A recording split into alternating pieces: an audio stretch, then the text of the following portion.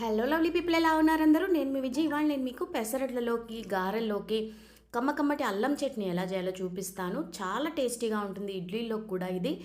దీనికోసం కడాయి వేడి చేసుకుని 1 స్పూన్ నూనె వేసుకుని దీంట్లో ఒక గుప్పెడు మినపప్పు, కొంచెం మెంతులు, కొంచెం జీలకర్ర వేసుకుని దోరగా వేయించుకోండి.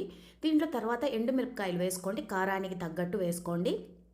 ఇవి కూడా బాగా వేయించుకోండి. తర్వాత అల్లం బాగా కడిగి తోలు తీసేసి ఆ అల్లం ముక్కలు కూడా దీంట్లో వేసుకుని వేయించేసుకోండి.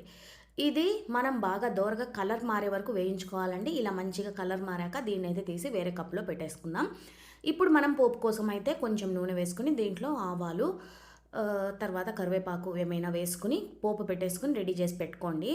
ఇప్పుడు మనం మిక్సీ జార్లో మనం ముందుగా వేయించి పెట్టుకున్న మినప్పప్పు మిశ్రమం, తర్వాత దీంట్లో రుచికి సరిపడా ఉప్పు, తర్వాత ఒక చిన్న ఉసిరికాయ సైజ్ అంతా చింతపండు నానబెట్టుకుని వేసుకోండి. తర్వాత ఒక చిన్న బెల్లం ముక్క వేస్తేనే అల్లం చట్నీ చాలా టేస్టీగా ఉంటుందండి. కాబట్టి మనం ఒక చిన్న బెల్లం ముక్క వేసుకుంటే చాలా చాలా బాగుంటుంది.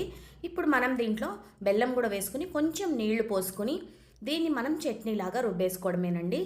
తర్వాత మనం ముందుగా రెడీ చేసి పెట్టుకున్న పోపు దానిపైన వేసేసుకుంటే కమ్మటి అల్లం చట్నీ రెడీ.